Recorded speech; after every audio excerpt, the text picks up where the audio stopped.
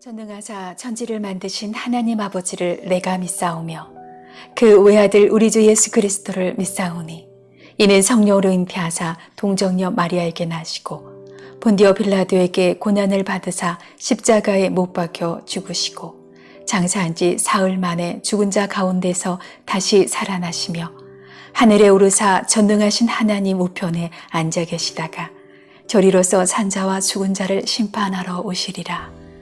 성령을 믿사오며 거룩한 공예와 성도가 서로 교통하는 것과 죄를 사하여 주시는 것과 몸이 다시 사는 것과 영원히 사는 것을 믿사옵나이다. 아멘.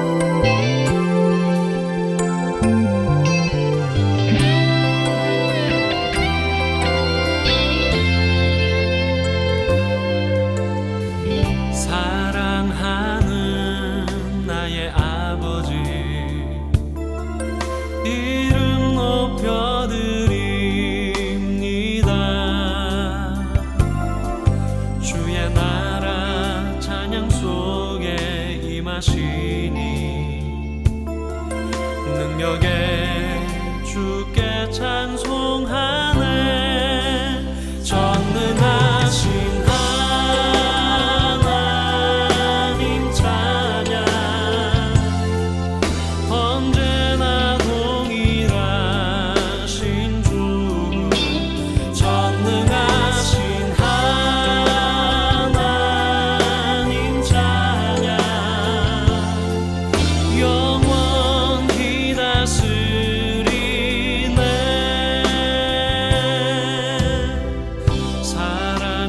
사랑하는 나의 아버지, 이름 높여드립니다. 주의 나라 찬양 속에 임하시니 능력에 주께 찬송하네. 전능하신 하나님 찬양, 언제나 동일하신 주. 전능하신 하나님 찬양, 영원히 다스리네. 나 주의 이름 높이리, 나 주의 이름 높이리. 하늘 높이 올린 깃발처럼 주의 이름 높이리. 전능하신 하나님 찬양, 언제나 동일하신 주. 전능하신 하나님 찬양, 영원히 다스리네. 전능하신 하나님 찬양, 언제나 동일하신 주. 전능하신 하나님 찬양, 영원히 다스리네. 영원히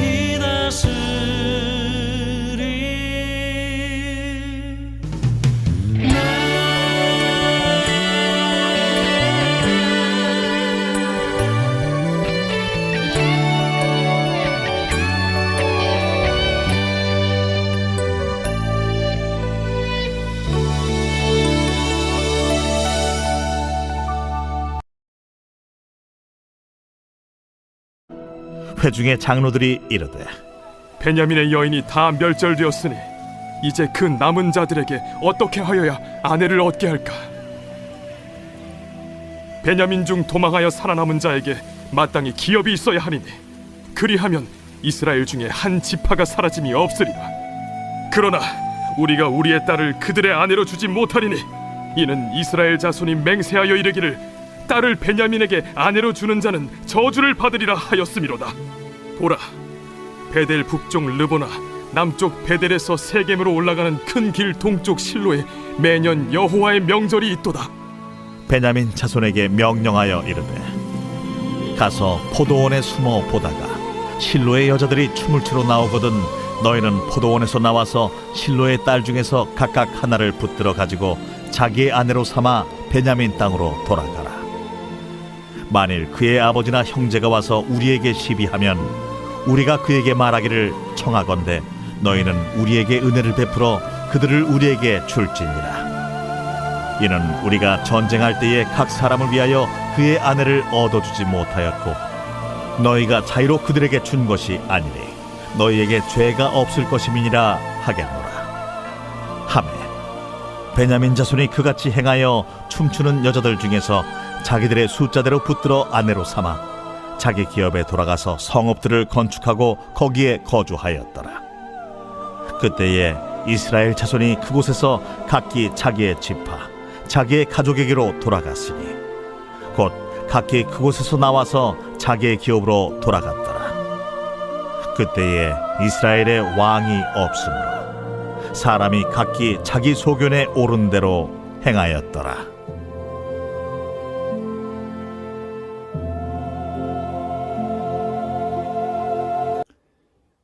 오늘부터 사사기를 살펴보도록 하겠습니다.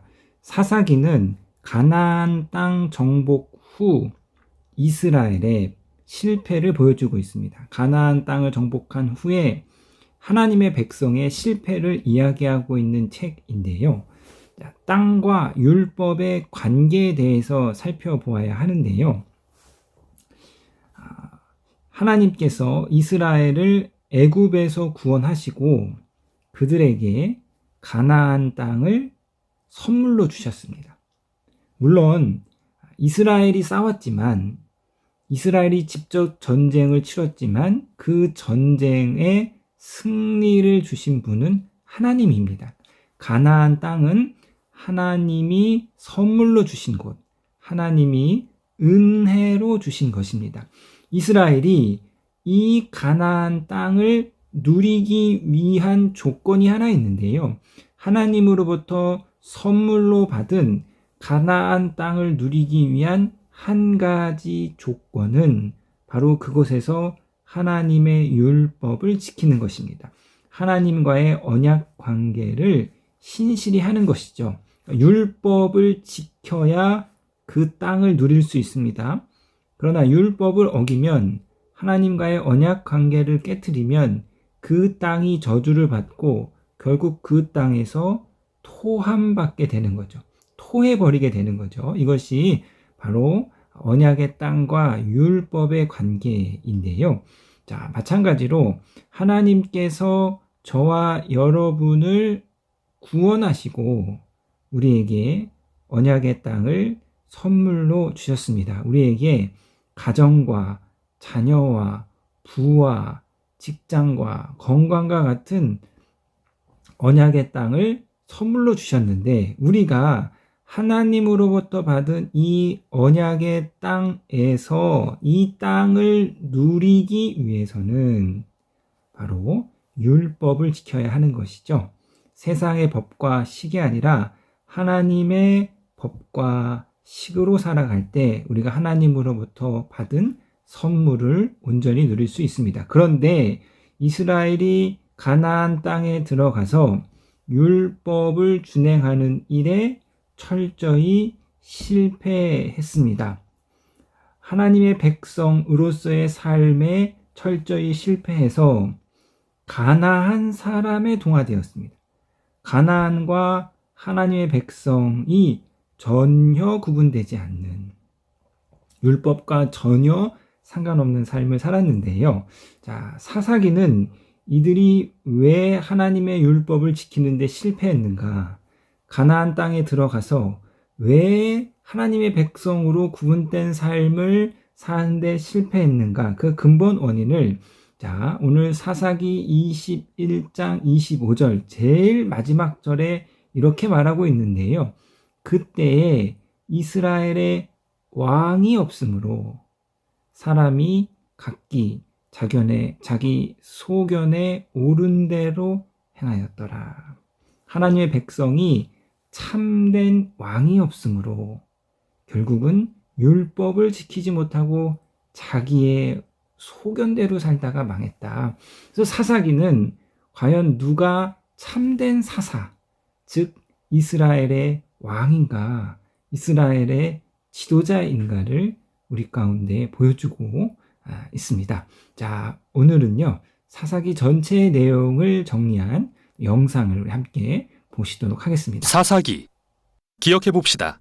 여호수아는 이스라엘 지파들을 약속의 땅으로 인도한 후 율법의 명령에 순종함으로 하나님과의 언약에 신실할 것을 요구했습니다. 그러면 열방의 하나님이 어떤 분이신지 보여줄 수 있기 때문이죠. 그러나 사사기는 여호수아 사후 완전히 실패한 이스라엘에 대한 이야기입니다. 이 책의 이름은 당시 이스라엘의 지도자의 유형에서 유래합니다. 그들에게 왕이 있기 전 사사들이 각 지파를 다스리고 있었는데 이들은 법정의 재판관이 아니라 지역의 정치, 군사적 지도자, 즉 부족장에 가까웠죠. 그리고 경고합니다만 사사기는 매우 충격적이고 폭력적인 책입니다. 이스라엘의 도덕적 타락과 나쁜 리더십, 그리고 이들이 어떻게 가나안 족속과 다를 바 없게 되었는지 알려주죠. 하지만 이 슬픈 이야기는 미래에 희망을 주려는 것이기도 한데요. 책의 구성에서 이를 엿볼 수 있습니다. 긴 서두에서는 이스라엘이 실패한 이유가 남은 가나안 족속을 다 내쫓지 않았기 때문임을 소개합니다. 그리고 긴 본문 부분에서는 점점 타락해가는 이스라엘 사사들을 기록합니다. 시간이 흐르면서 이들이 어떻게 매우 좋음에서 좋음, 나쁨, 그리고 아주 나빠지는지 보여줍니다. 결론은 매우 충격적입니다. 이스라엘 백성 전체의 타락을 보여주는데요. 그럼 각 부분을 좀 더 깊이 살펴보죠. 도입부는 약속의 땅에서 영토를 부여받은 이스라엘 지파들에 대한 기록입니다. 여호수아가 가나안의 주요 성읍들을 정복했지만 여전히 정복할 땅이 많이 남았고 가나안 사람들도 많이 살고 있었죠. 1장에는 이스라엘이 약속의 땅에서 쫓아내지 못한 가나안 족속과 성읍이 길게 나열되는데요. 기억하십시오. 가나안 족속을 쫓아낸 것은 도덕적 타락과 우상에게 자녀를 제물로 바치던 관습을 피하기 위해서였습니다. 하나님은 이스라엘을 거룩한 백성으로 부르셨지만 그렇게 되지 않았죠.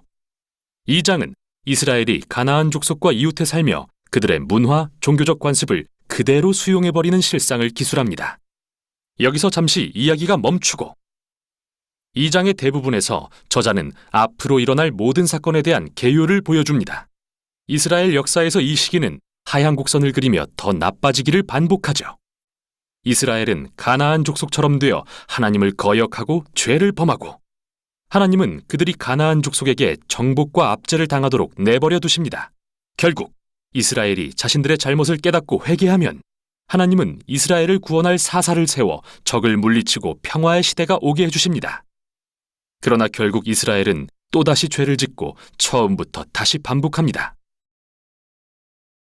이 악순환은 문학적인 구성이자 다음 부분으로 이어지는 흐름인데요. 앞으로 등장할 6명의 주요 사사들에게서 반복되는 현상이죠. 첫 3명의 사사는 온니엘, 에훗, 드보라인데 이들의 이야기는 서사적인 모험담이면서 피비린내가 진동합니다. 사사 자신 또는 그들의 조력자들이 적들을 물리치고 이스라엘 백성을 구해냅니다. 다음 세 사사들의 이야기는 더 깁니다. 이들의 성격적 결함에 초점을 맞추며 그 정도가 점점 심해지는 걸 보여주죠. 기드온은 시작이 꽤 좋았습니다. 겁쟁이였지만 마침내 하나님이 그를 통해 이스라엘을 구하실 수 있다는 것을 신뢰하게 되죠. 그래서 거대한 미디안 군대를 횃불과 항아리를 든 단 300명의 용사로 무찌릅니다. 그러나 성질이 고약했던 기드온은 전투에서 자신을 안 도왔다는 이유로 많은 동족 이스라엘 사람들을 죽입니다. 이때부터 모든 게 추락하기 시작합니다. 그는 전투에서 취한 금으로 우상을 만들었는데 그가 죽고 나자 온 이스라엘이 그 우상을 숭배하며 다시 악순환이 시작되죠. 다음은 입다라는 사사입니다. 그는 산에 사는 폭력배 같은 사람인데 이스라엘의 상황이 심각해지자 장로들이 그에게 가서 도와달라고 구걸합니다. 지도자가 된 입다는 암몬 족속과의 전투에서 효과적으로 많은 승리를 거두지만 이스라엘의 하나님을 너무나 몰라서 마치 가나안의 우상처럼 여기죠. 전투에서 승리하면 딸을 제물로 바치겠다고 서원할 정도로요. 이 비극적인 이야기는 이스라엘이 얼마나 타락했는지 보여주는데요. 이들은 더 이상 자신들의 하나님의 성품을 몰라 살인을 행하고 잘못된 예배를 드리기에 이릅니다. 마지막 사사인 삼손, 역대 최악입니다. 그는 많은 약속을 받고 태어났지만 이스라엘의 하나님과 관계없는 삶을 살았죠. 문란하고 폭력적이며 오만했습니다. 잔인한 전략으로 블레셋을 이겼지만 스스로는 결코 온전한 삶을 살지 못했죠. 그의 삶은 끔찍한 집단 살육의 장면으로 끝이 납니다. 여기서 잠시 짚고 가죠. 여러분은 책의 이 부분에서 반복되는 주제를 발견하셨을 겁니다. 그건 중요한 순간마다 하나님의 영이 사사들에게 능력을 주셔서 구원의 역사를 이루신다는 것입니다. 하나님이 이렇게 엉망인 사람들을 사용하신다고 해서 그들의 결정 전체 또는 일부라도 승인하신다는 뜻은 아닙니다. 하나님은 무엇보다 자기 백성을 구원하고자 하시는데 함께 일해야 할 자가 타락한 지도자들 뿐이니 그들을 사용하신 것뿐이죠. 이 부분 전체는 상황이 얼마나 악화됐는지 보여주려고 구성된 것입니다. 더 이상 이스라엘과 가나안 족속을 구별하지도 못할 지경이죠. 본이 되어야 할 지도자들도 말이죠. 마지막 부분에 오면 온 이스라엘이 타락합니다. 두 개의 비극적인 사건이 나오는데요. 심장이 약한 분은 주의하십시오. 두 사건은 사사기 마지막에 4번 반복되는 이 핵심 구절에 따라 구성됩니다. 그때 이스라엘의 왕이 없으므로 사람이 각기 자기의 소견에 옳은 대로 행하였더라. 첫 번째 사건은 미가라는 이스라엘 사람에 대해서입니다. 그는 개인 소유의 우상신전을 세웠는데 단지파가 보낸 사설부대가 신전을 약탈하고 그의 모든 소유를 훔칩니다. 그리고 평화로운 도시인 라이스를 불태워 모든 거주민을 살해하죠. 정말 끔찍한 이야기입니다. 이스라엘이 하나님을 망각하자 힘이 곧 정의가 되고 마는데요. 마지막 사건은 훨씬 더 심각합니다. 성범죄와 폭력으로 점철된 이 충격적인 이야기는 이스라엘 최초의 내전으로 이어집니다. 매우 충격적인데요. 그게 곧 핵심입니다. 이 사건들은 경고의 메시지인 겁니다. 이스라엘이 이렇게까지 파멸에 이른 것은 그들을 사랑하사 이집트의 종살이에서 구원하신 하나님을 배신한 결과입니다. 이스라엘에게는 다시 구원이 필요한데요. 이번엔 자기 자신들로부터 말이죠. 유일한 희망의 빗줄기는 끝에 반복되는 이 말씀에서 발견됩니다. 사사기를 맺는 마지막 문장인 이 말씀. 이스라엘에 왕이 없으므로. 이렇게 다음 책들의 배경이 준비됐습니다. 앞으로 룻기에는 다윗 왕 가족의 족보, 사무엘상에는 이스라엘 왕권의 기원이 기록됩니다. 그러나 사사기는 비극으로서 그 가치가 있습니다. 인간의 실태를 냉정하게 보여주고 궁극적으로 은혜의 하나님이 그의 백성을 구할 왕을 보내주실 것을 알려주기 때문입니다. 이것이 사사기입니다.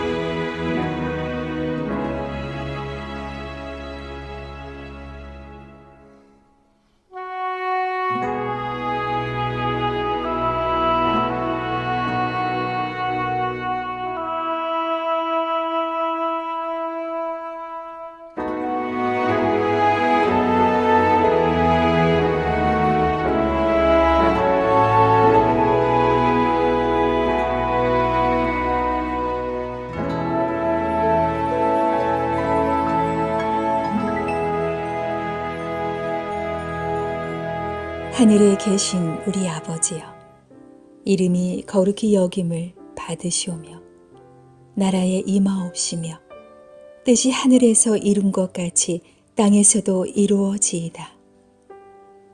오늘날 우리에게 일용할 양식을 주옵시고 우리가 우리에게 죄 지은 자를 사하여 준 것 같이 우리 죄를 사하여 주옵시고 우리를 시험에 들게 하지 마옵시고 다만 악에서 구하옵소서.